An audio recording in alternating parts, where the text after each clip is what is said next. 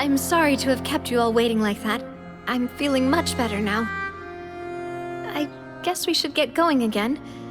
Will you come with us, Monsieur Neuvillette? Yes, if you wouldn't mind my company.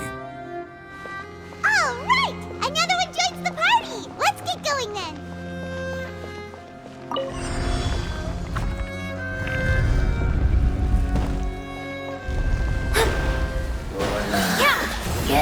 There is no escape!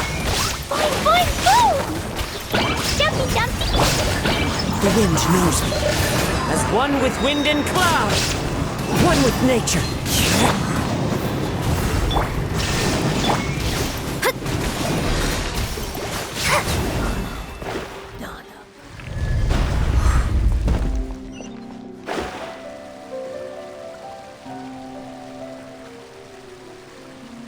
Oh no!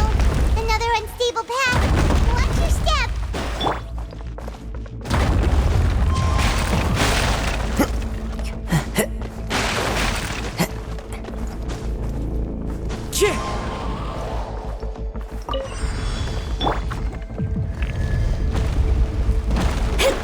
Watch out! There are rocks falling over here!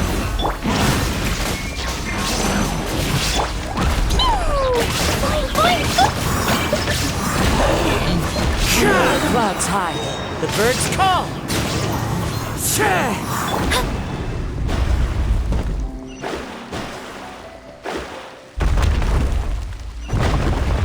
Scry the sky. We're almost at the top. Keep it up!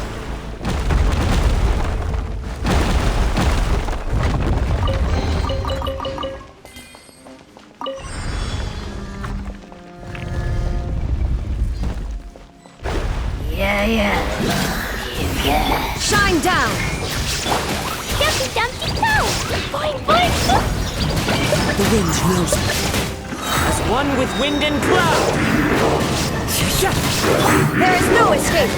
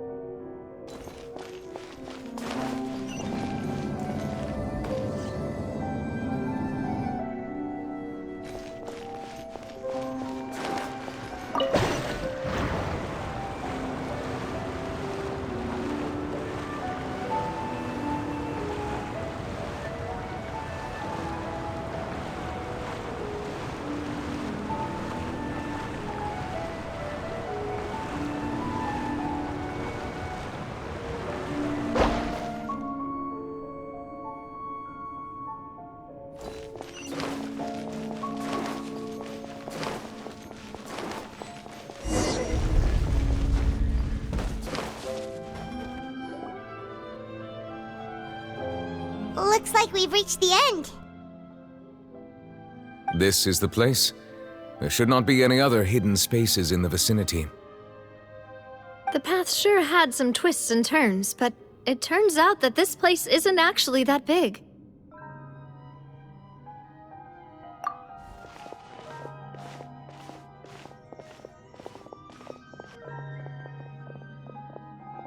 Stone slates. It seems like they were put here as an offering. Could we take them down and have a look? Perhaps we should just leave them be for now.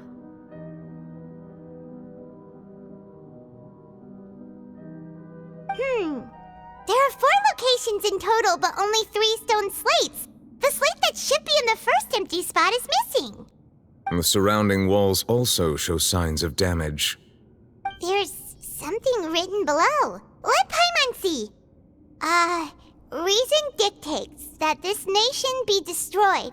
I shall record the history of its future here in its past. Say what? It feels like someone left these slates and these words here for a purpose. But does he mean that Fontaine should be destroyed? That would fit the circumstances dictated by the prophecy, yes. Indeed, the slate's contents correspond to it. Take the second slate, for example. There's a person kneeling here. She seems so dedicated. And there's a whole bunch of other people behind her doing the same.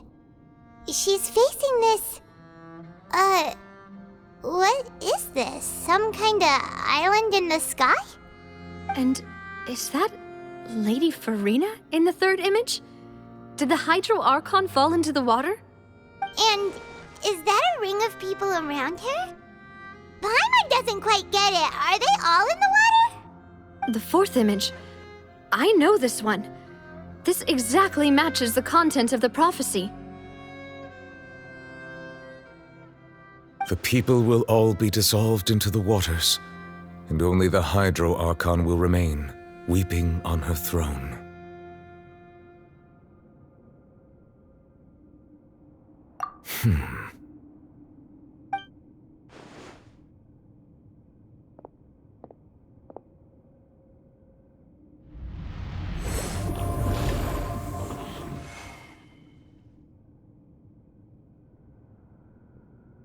More information should be hidden in these slates, but I fear I cannot easily uncover it, most likely due to us missing the first slate. I am very sorry. Don't blame yourself, Monsieur Neuvillette. Deciphering ancient stone slates isn't one of your duties. Ooh, Paimon's getting the chills just looking at these slates. This says that it's the history of the future, right? That means the prophecy's sure to come true. I really hope it doesn't mean that. Still, Paimon feels like these images are kind of weird when you look at them together.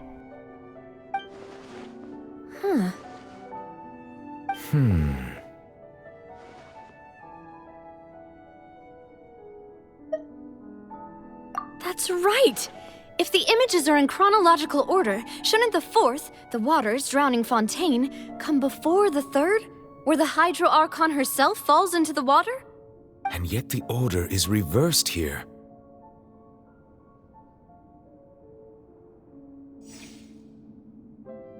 If we go by timing, Lady Furina only emerges in the third image. That means that the person in the second image might be the previous Hydro Archon. Egeria, then. I had never met her, but her appearance here does match the records. The previous Archon kneeling before the floating island in the skies, as if confessing a sin. Did she herself commit that sin? And if not, why would she be in such a posture? Also, I'm still wondering why these ancient stone slates are here at all. Judging from their contents, could this place be the origin of the prophecy? Does that mean that someone, or some people, once saw these slates? But who would have created these slates and left these words here?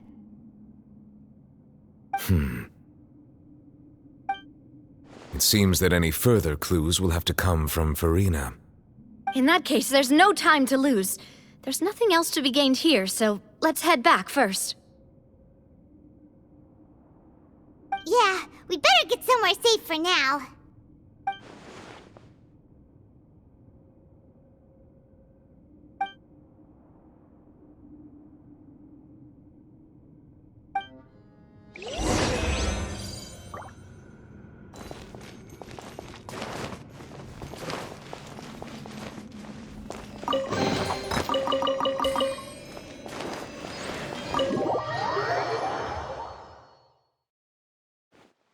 Let's split up here. I'm going to check on what's happening with the Spina. You know how it is. There's some things you just need to be there for yourself. You still have energy for that, Navia? Paimon's already beat. Just head back to the Fleuve Cendre and have a rest then. Thanks for keeping me company all this time. I'll depart as well. Thanks for your hard work today. Rest well, everyone. Traveler, I will go talk to Furina tomorrow morning to ask about the stone slates. I'm sure that you're concerned about this matter as well. If you have time, drop by my office. I will share the results of our discussion with you.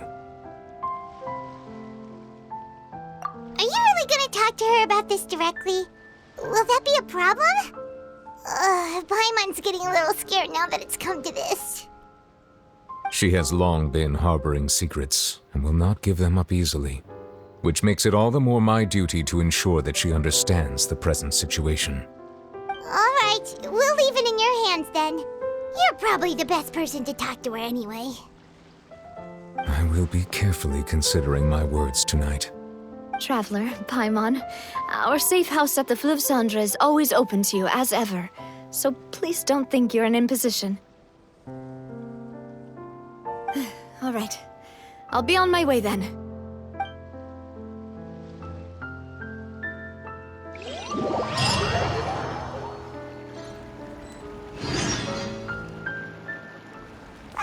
We're finally back! Welcome back. We've got a special menu prepared for you two tonight. Yay! And there's good food too! Navi, no, the boss is the best. Ooh, desserts! Nice, these are all Paimon's! Paimon's already starting to forget what happened today. Oh, that voice. Is that who I think it is? Huh? It's you two. What are you doing in Fontaine?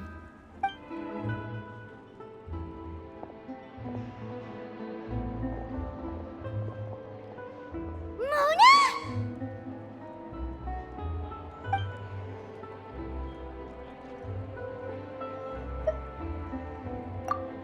Seriously, nobody just uses a scry glass whenever they've got time to just see who they'll meet on the road.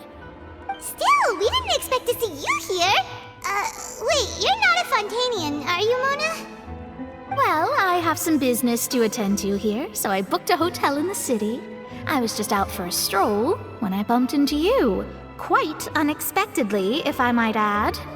Why did you think I was from Fontaine, though? Is that because Magistus doesn't sound much like a Mondstadter surname? Yeah, let's go with that. Well, I used to have my own surname, which was, well, some other thing. Either way, the old hag told me when she took me as her disciple that the first step to being a great astrologist's pupil was to change that name. There was nothing for it, really. She really is amazing at astrology, so I changed my name to what it is now according to her wishes. To my surprise, however, Magistus is not the name of some ancient house or clan. It isn't? Nope. Although it is used by us in place of surnames, it generally just means great. Wow! Imagine including a boast in your name. Wait, are you gonna have to put that into your genealogy as well? I reckon so. In any case, I'd give my disciple a name like this as well, if I were to take one. Astromancer Barbeloth Trismegistus. Whoa, that's a long one. Does it also mean great or something? My name means Mona the Great Astrologist. As for the old hag, hers is, in plain speech, the thrice-as-great Scholar of the Stars. Just take it as a title specific to astrologists. Thrice as great? That's so petty. I know, right? That's just how she is. She used to call herself Magistus, actually, but when she took me in, she changed her name to Trismegistus. Talk about excessive. Magistus is thus the calling card of our school, so to speak, which makes it about the same as a surname. It's all right if you don't get it. You can look into it further should you need to study astrology more deeply.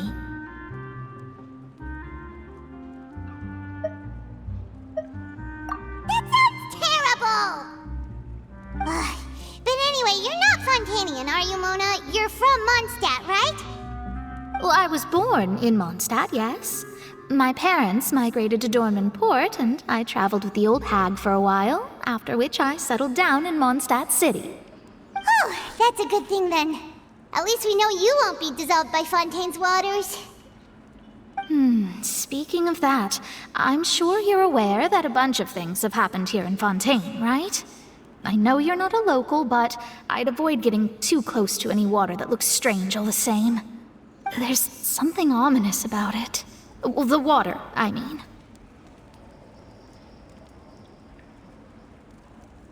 That was the main reason, yes. Just a while back, the Steambird invited me to take part in a panel and speak about the circulation of the prophecy as an astrologist. The invitation was sent quite early on. I don't think anyone expected Fontaine to be in this much trouble. What do you make of that prophecy, Mona? Just tell us what you think as an astrologist. Your word would go a long way to make things more certain and less scary. What I can tell you is that I'm an astrologist, and that this prophecy concerns the fate of Fontaine, even that of all Tevat. Ascertaining this is akin to reading the fortune of the whole world. I'm afraid that this is not something that just anyone can do. If I could do it, you would no longer call me an astrologist, but a visionary. But on the flip side, the prophecy is so huge and powerful that it must surely come from a powerful visionary. Its contents involve the fate of the world. Disregarding it would be a mistake. A visionary? Sounds really powerful and all, but does such a person really exist? Of course. The old hag could do it, and I'd bet there are others amongst those Hexenzirkel colleagues of hers who could do something similar.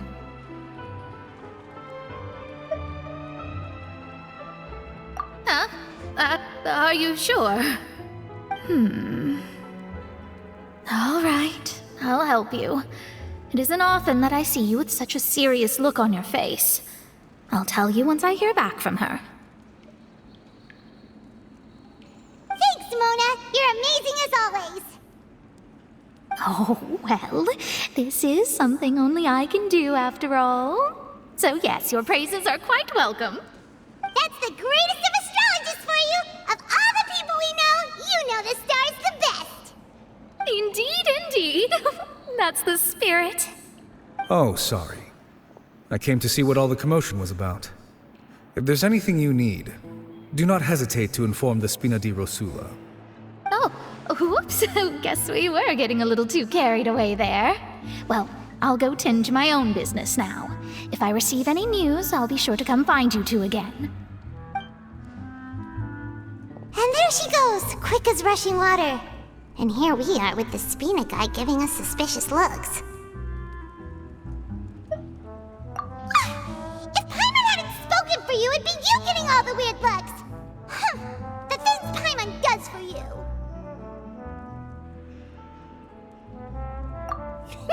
That's more like it.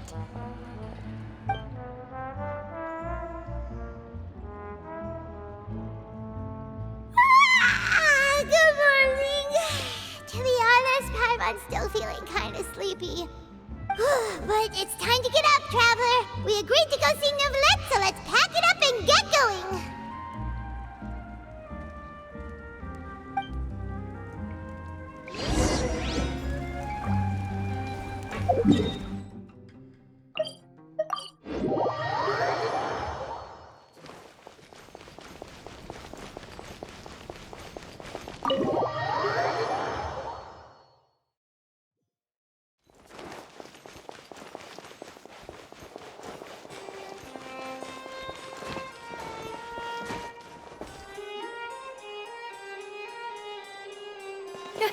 You're here! Finally! Is something wrong? Monsieur Neuvillette and Lady Furina, they seem to have gotten into a dispute. Please go see for yourself.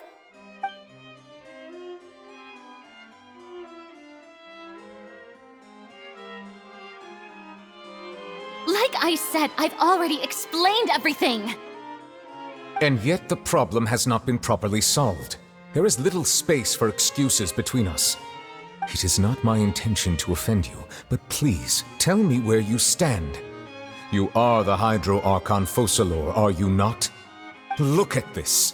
This is a list of the victims from the recent Poisson incident.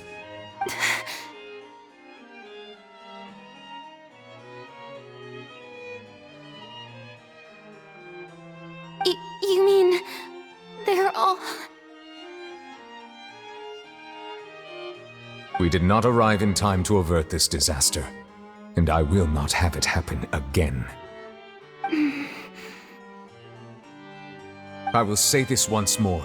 You must tell me everything you know. Yesterday, I found 3 stone slates in some ancient ruins near Poisson. Do you know anything about those?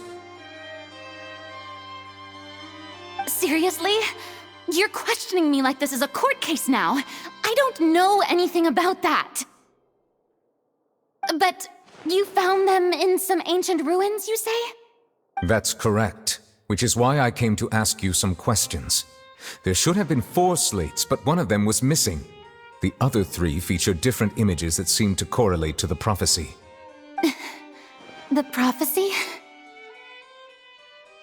The second of these slates depicts the previous Hydro Archon Egeria kneeling before a floating island in the sky, as if confessing something. Do you know nothing of this either? I don't. I've never seen such slates. I'll ask you again. Do you really have no information regarding the previous Archon? My deciphering of the slates indicates that the Hydro Archon Egeria once had to confess to, or apologize for, a certain sin. If anyone would know about it, it should be you.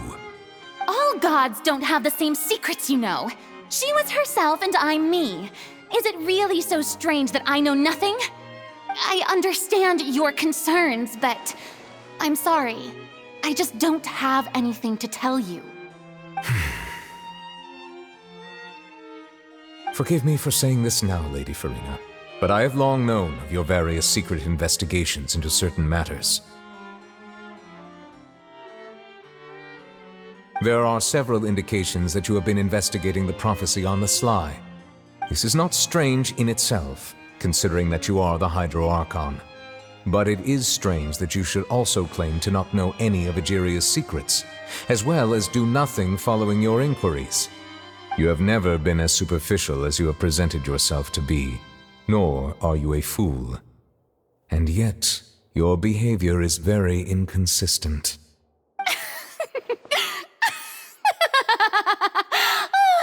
So you've been watching me all this time, have you? I didn't think you were that type. You... Well, since you know about my secret investigations, then you should know I'm actually working to take care of it. There's no point questioning or suspecting me. You're the Eudix, but you're still my subordinate. You should be following my lead. Just trust in me, you're Archon, and do as I say.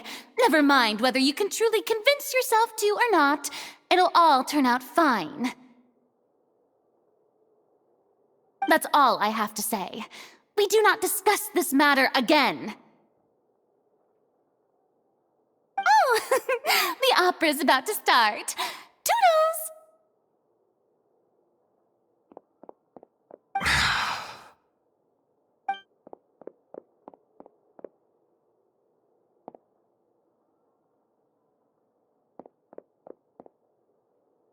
Did Furina not notice us standing by the door?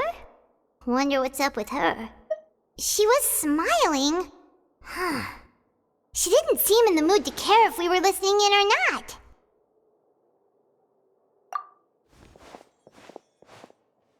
I assume you've been outside for a while now? Oh, you noticed. Seems Furina didn't even realize we were here. She was in a great panic, though I cannot discern the reason. Our discussion reached impasses time and again, a state of affairs that we cannot allow to continue. Still, I do not understand. Dialogue is the basis for understanding, so why did she keep refusing to engage?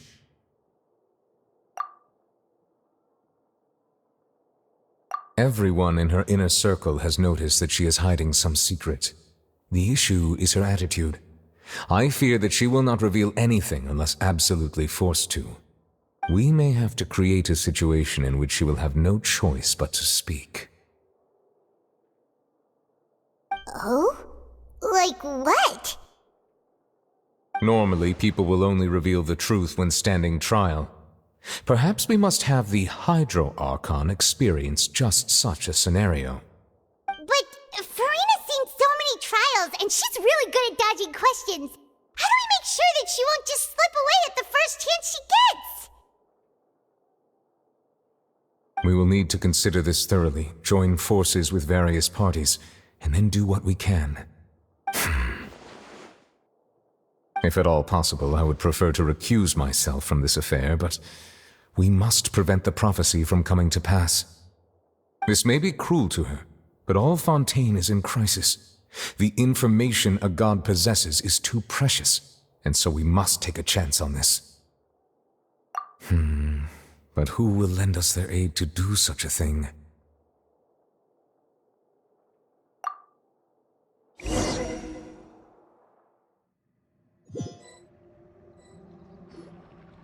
Well, that's everyone, huh? Speaking of which, it was pretty smart of you to think of hiding here. Poisson was just involved in a disaster, so it's presently devoid of people. That naturally makes it the best choice. And here you are drinking tea like it's the most natural thing in the world, huh? That's what families should do. Sit and enjoy a leisurely time together. It's nice to enjoy tea here, you know? Care for a cup? Lend me your ears, everyone. Or perhaps one of you might like to start us off. How about you, friend? Me? No, I don't think I can.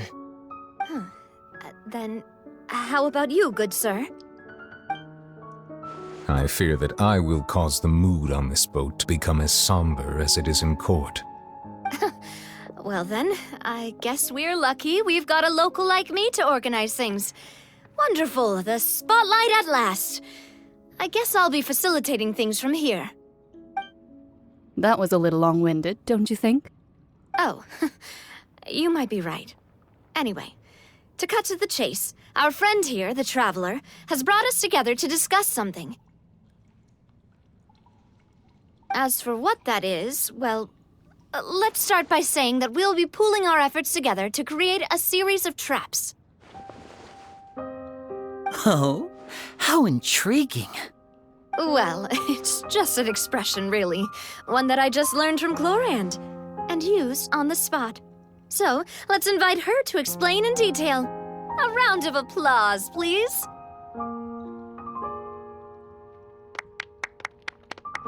Huh? Didn't you say that you would be facilitating this? Oh, come now. Your work doesn't involve much public speaking, right? This is a good chance to practice. You might even pick up some fancy oratory tricks to impress your boss with in the future. I see. And what does my boss say? He is glad that you consider him your boss. Do go on.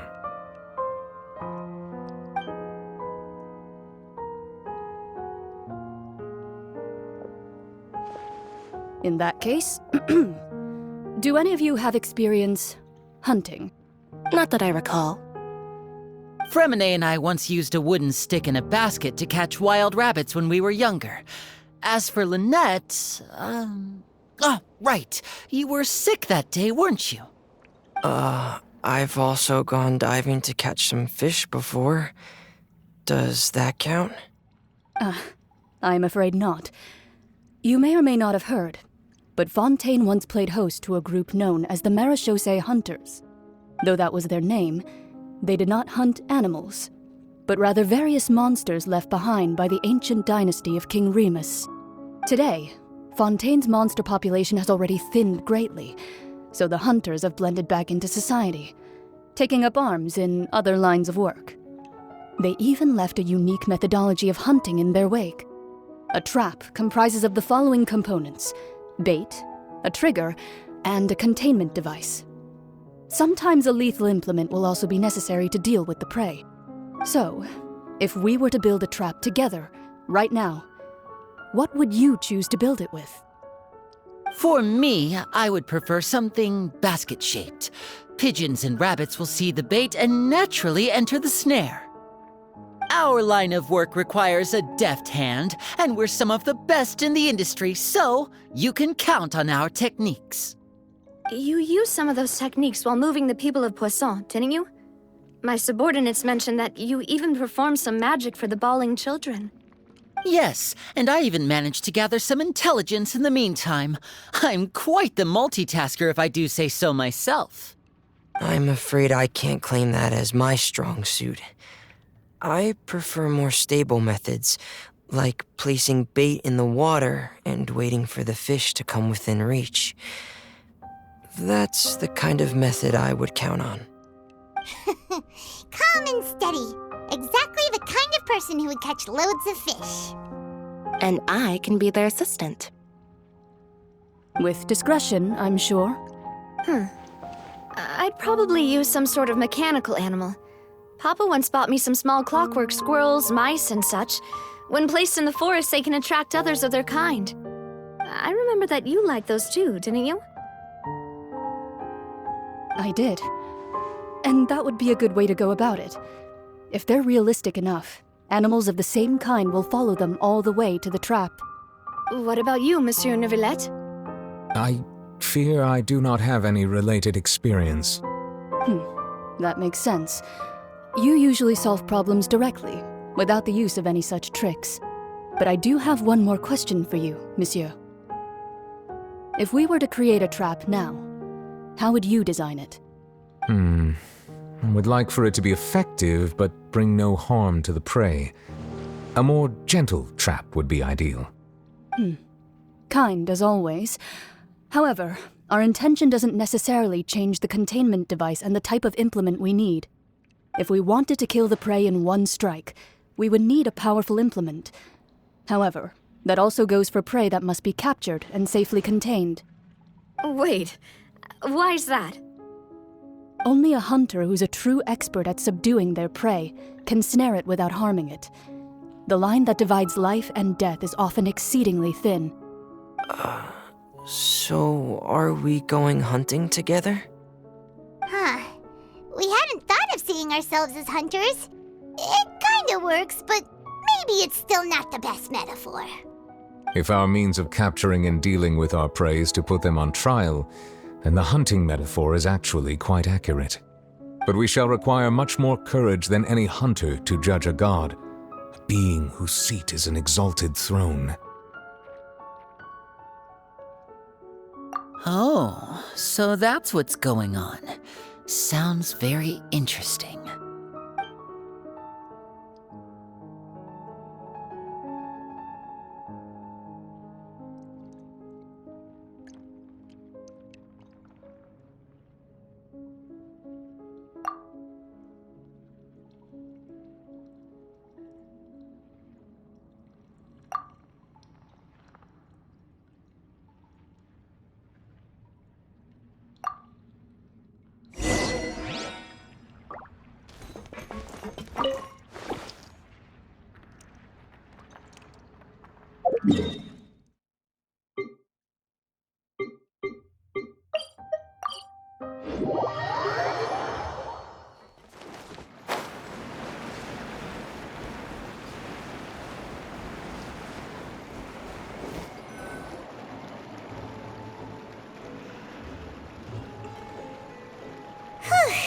It's been a tough few days, hasn't it? So much has been happening.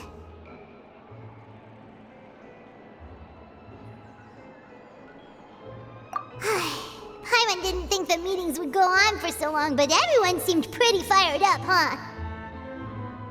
Paimon thought they'd be at least a little frightened. Well, Fremine was, now that Paimon thinks about it, but everyone else just looked a little surprised.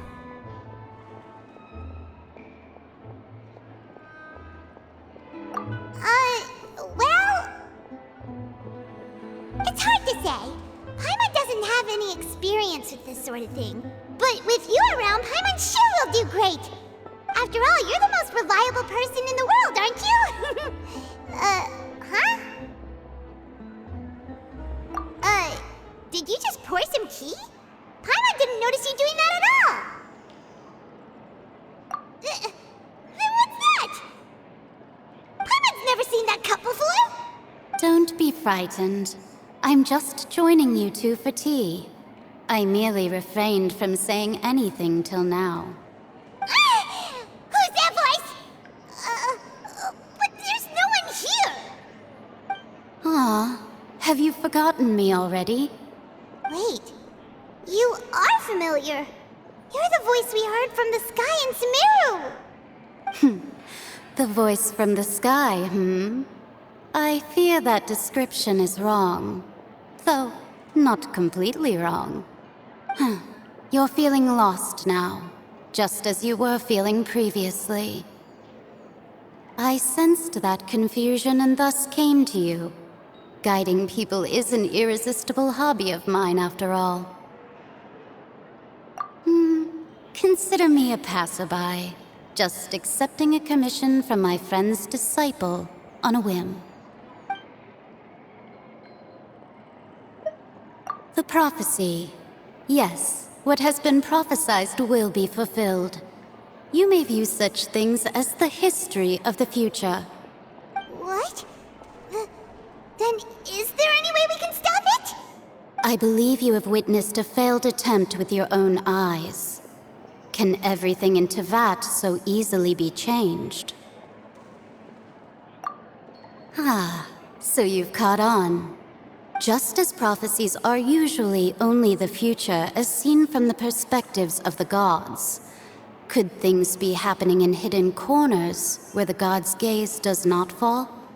Are the things that you shall see different from the fate that the gods perceive?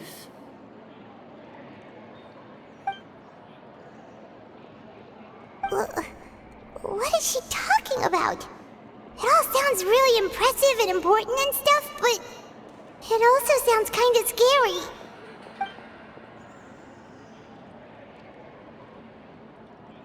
I believe that you understand, right? Some things are insignificant, but others you must reach out to change.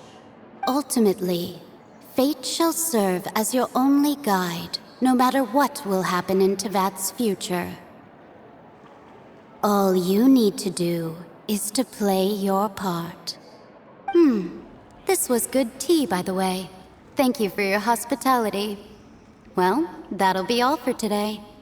The voice. It's gone.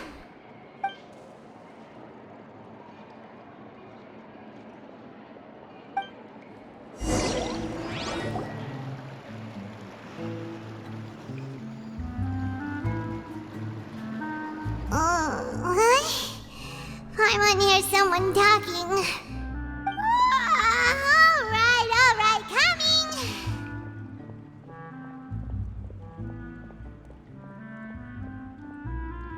Hey, it's you who's getting lazy, okay? Well, I see I've walked in on some lively banter.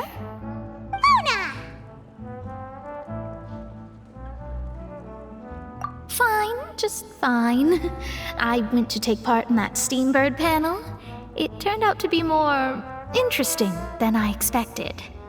Not all Fontanians are pessimistic about this. One journalist mentioned that sitting around and waiting for the end to come would be wrong, and that they should make their own rescue preparations. I agreed, so we had a brief chat with her. Did she have pink hair by any chance? Why, yes! It was Charlotte. You remember her, right? That daredevil journalist? I'm in full support of her view.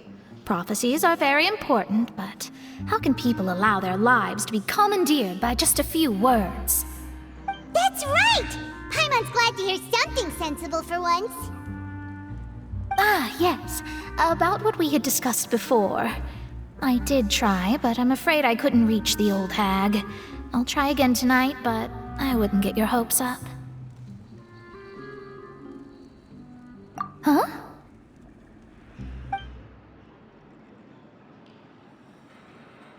Goodness gracious. Are you serious? She said that even the god's gaze has blind spots. Pretty bold if you ask Paimon. Most people would believe the gods to be all-knowing, right? The Hexen Circle members are certainly anything but ordinary. As for the mage named N, the old hag has mentioned her a few times. She said that N's sense of direction is incredible, and that she loves guiding those who are lost. But I've never met her, and if she were still alive, she'd be? Well, suffice it to say that the hag's at least a few hundred now, and N's been around for longer than that. Whoa. The Hexen Zirkel sounds like a scary group. But they must really stay in shape to live so long. Their abilities alone are pretty terrifying. If she came to see you personally, then the problem you're facing must truly be of great importance. Well, it's not like Paimon could understand anything she said. Yes, she was quite cryptic, but I suspect she means that there is still a way to turn things around. She didn't say when or what that would be, though, so... Perhaps it is something that you cannot know right now.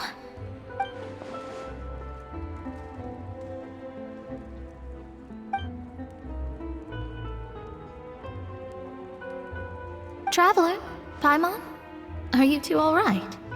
Oh, we're fine. We're just a little down right now. It kind of feels like the end is coming, you know? I see. I feel that same sense of desperation, too. I guess you could consider me someone who has often witnessed fate. So far as I have seen, it cannot be swayed. But even so, I still hope for, and believe in, miracles. Astrology is eternal and rational, but fate may not be. It is cruel, but it can also be beautiful. Perhaps that's what En was trying to tell you. Not to lose heart, and to believe that what you are seeing playing out before you is not yet set in stone. I did originally think of steering clear of all this, but I couldn't. Even if this is all futile, I still wish to help everyone. If we don't struggle to the last, then how can we face the end when it comes? Huh. You do have a point. There I go, talking about astrological principles again. Sorry about that. The moment I start talking about work-related stuff... I need to get going. It was worth trying to comfort you, even if only a little. I believe that you'll help those who are struggling in the same way I did. I suppose that might be why we always seem to meet by coincidence. Paimon feels kind of moved by what Mona said. But also kind of sad, too. Hey, Traveler. Paimon suddenly feels like going outside for a walk. Let's go. Let's walk around the city, shall we? There's a few spots we always like to walk by.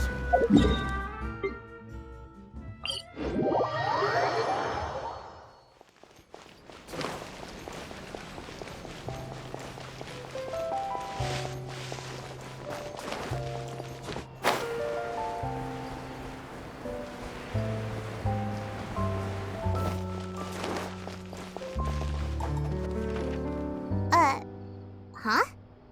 Our names are written in this newspaper. What's going on? Let Paimon see!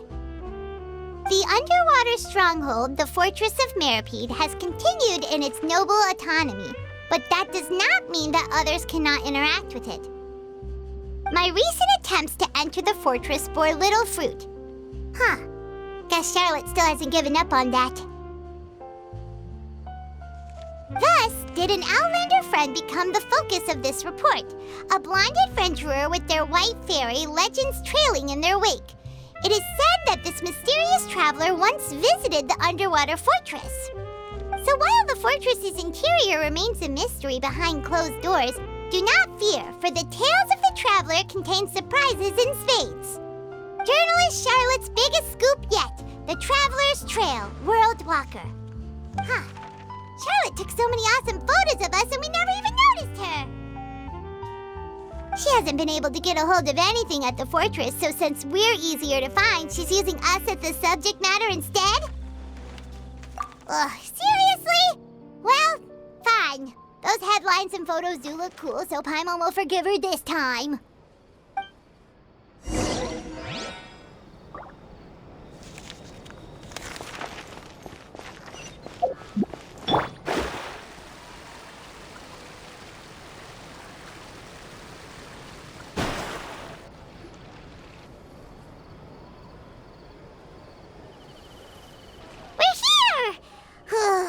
Paimon's hungry. Should we go in and get something to eat?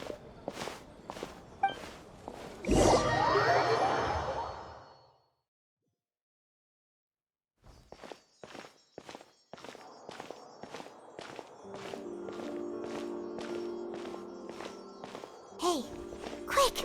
Look! That's the limited edition only 16 slices a day cake!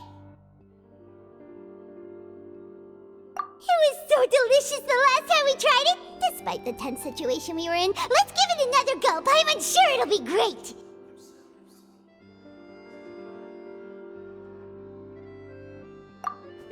One slice of cake, please. Someone showed up after all! Oh, wait, you're the one from the Palais Mermonia. Oh, are you here to buy cake too? It seems Monsieur Nervalette was right. You really can eat. Wait, did he really say something like that? That's right. Even he has his own preferences when it comes to food. As for me, I love the cake and coffee here. Do you come here often? Usually every day. Every day? It's part of my daily schedule, apart from work.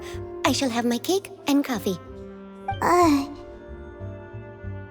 Then what if someone told you one day that this place would be closing soon, and you wouldn't get to eat cake here anymore? What would you think? But why would it close? Well, Paimon doesn't know either, but maybe the waters will rise tomorrow. You know, like in the prophecy. Oh, the prophecy. To be honest, I haven't paid much attention to that. No, still, even if there'd be no more cake tomorrow, that wouldn't keep me from having some today. No, it's the same for eating in general. You might not be able to eat tomorrow, but if you can do so today, then you should carry on. That's what people call living, you know. Huh. Don't be sad. Excuse me, could I have 2 more slices of cake to go? These 2 slices are for you. Sijuin said that this kind of expression you're making is what humans call being sad. Oh, you know Sijuin? I sure do. She was born before me, and she sometimes comes to the surface to teach us things about humans. She said that humans are creatures that are saddened easily, yes, and you can only lift their spirits by feeding them delicious food. So please try the cakes here. I've got something else to do, so I'll be going now. You two try to stay in a good mood after eating, all right? Bye.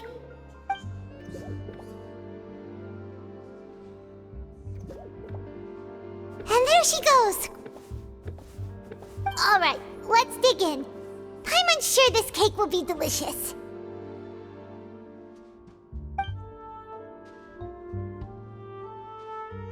It's more delicious than last time, and the flavor gets even better with a sip of tea. It sure would be nice if we could come again tomorrow. Sure would be nice if we could always eat delicious food here.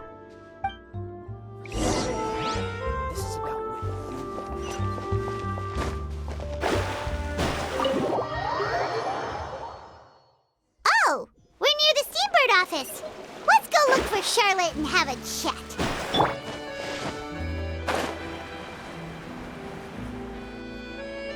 Wow! If it isn't the Traveler and Paimon! Oh, have you seen the article I wrote about you? Ha! You've got some nerve! You just used us to make some quick mora! Oh, you needn't worry about that. I heard that you were in Poisson some time back, so I sent you a letter to discuss just that. It appears you didn't receive it, though. It's all right, though. I've set aside the amount intended for you. I've even set the table with some food. Really? Oh, you're the best! You're almost a little too easy to win over, Paimon. If I were a journalist with ulterior motives, you'd be in trouble now, you know. Oh, Paimon knows you're not like that. Still, what brings you here all of a sudden? Were you looking for me? When Mona mentioned you, we thought of coming to see you at work. I see. It seems you've already bumped into Mona here in Fontaine. So she mentioned me? What did she say? She said that you're a real daredevil of a journalist. Nice. In which case, can this daredevil journalist dare to request an exclusive interview with the legendary traveler and Paimon? Huh? So your article in the paper today doesn't count? Oh, of course it doesn't. That was more like live photography. What I'd like to do is dive deeper and ask you to talk about the things you've seen and experienced. Yeah, are we even qualified enough? Why not? If I say you're worth an interview, then you're worth it.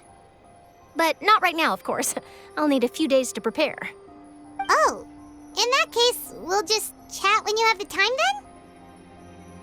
Oh, so that's a yes? Ooh, splendid! I'll tell the editor-in-chief immediately. I'll have to apply for lighting, a venue, some props, and... Whew, so much to get done now. Talk to you later. Wait, Charlotte, Paimon's still got a question for you. And what's that? If, just for example, Fontaine were to be flooded tomorrow, what would you do today? Huh, that's the prophecy you're talking about, isn't it? I mean, I do hear about it often, but I've never once thought that the day could be tomorrow. If you're seriously asking, then I might try and think of a way to leave Fontaine. Oh, but I'm still a journalist first and foremost. That means I have a duty to be reporting from the scene. And secondly, I wouldn't forsake my homeland that easily. From what I've seen, most people don't know what they'd do should the worst come to pass. In truth, it might be better just to behave like normal rather than worry over such an end. So in all likelihood, I'd probably still be prepping at the office for that interview of ours. I know what you're thinking. That sounds a bit sad, but I've always believed that it's best to do what you enjoy. Just think about it. If this nation really were to be suddenly destroyed tomorrow, but I still successfully finish an exclusive interview with a truly unique person, then the story I would wind up writing would truly be timeless. And then do you know what I'd do? Well, I'd write that story, send it for printing, and use messenger pigeons to get copies out to the various nations as soon as possible. I'm not a dreamer, nor am I a workaholic, but I do love my job, and I'd be proud of leaving such an article behind. I guess you could say that I was born to be a journalist. But anyway, that's my answer. And on that note, I'll get back to my preparations. That's so nice. All of a sudden, Paimon actually kinda envies her. Anyway, let's go and take a look at the sea, shall we?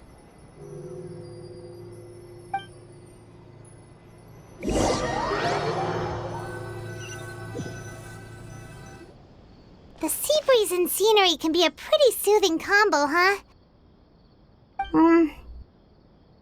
Paimon's been thinking.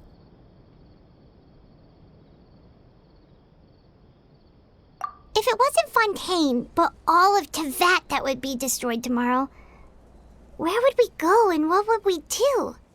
No, Paimon should ask, if you could choose, what would you like to do?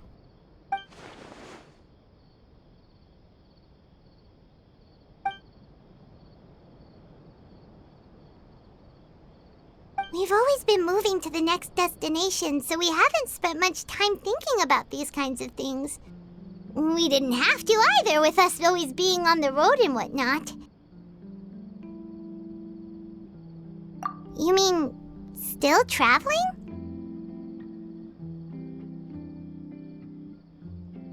Huh. Wait, isn't that what we've always been doing?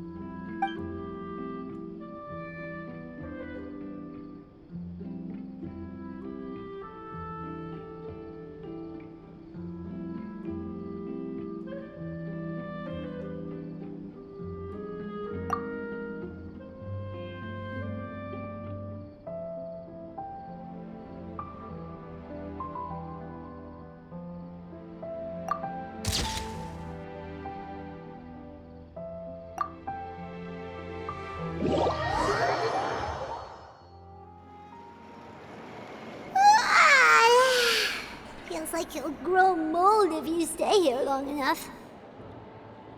But it's still better than the Fortress of Mirapede, that's for sure. It It's not only damp there, but salty too. Ah, so the two of you are still here. Wonderful. Oh, you're from the Palais Mermonia, aren't you? Yes, I'm Isadora. Monsieur Nervillet sent me to look for you two before. I heard that afterward you went to the fortress of Meropide. Not at all. I'm well aware that you're friends of his. Actually, I'm here to pass along a message from him. Yes, inside the Opera House. The Maréchaussée Phantom has declared the incident a small-scale riot. A riot? Well, that said, I don't personally think it was that serious. Lady Furina was watching a performance at the Opera House, and while she was resting during an intermission, some other audience members suddenly started harassing her, loudly accusing her of doing nothing about the prophecy crisis. And before she could respond, others started to join in. The crowd continued to grow, and protests against the Hydro Archon started to break out. So people have started to put the blame on Furina. Guess they finally found an outlet for the pressure they've been under due to the prophecy. I agree. People will naturally rely on gods, as is customary. But the moment people feel threatened, gods are also the first to be blamed. So what happened after that? Is Furina okay? Seeing that the situation was spiraling out of control and that further argument was pointless, she claimed that she'd gotten tired of this and left in a hurry. The Maréchaussée Phantom had their hands full maintaining order and did not catch where Lady Furina had gone. Only when things had stabilized did we realize that she had gone missing. So, you mean she's still missing? That's right. The Maréchaussée has dispatched many people to search for her, but we don't have any leads yet. That said, I don't think there's much to worry about. She is a god after all. Even if she were to fall into the hands of rioters, what could ordinary people do to her? Good. Monsieur Nervillet sent me to tell you about the situation, but he didn't say anything else. Don't worry, this is more than enough to go on. Thanks for keeping us informed. Ah, is that so? Well, all right then. In that case, you two take care. I'll be heading back to the Palais now.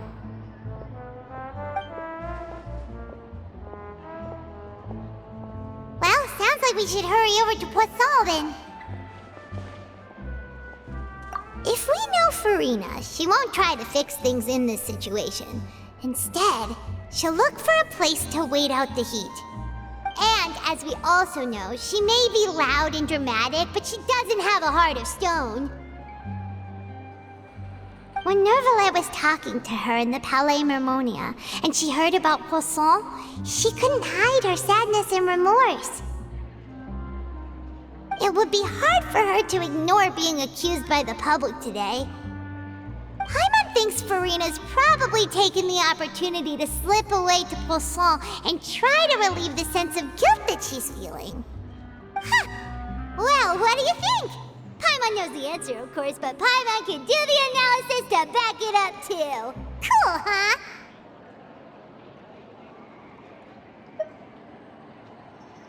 In that case, there's not a moment to lose. Poisson, here we come!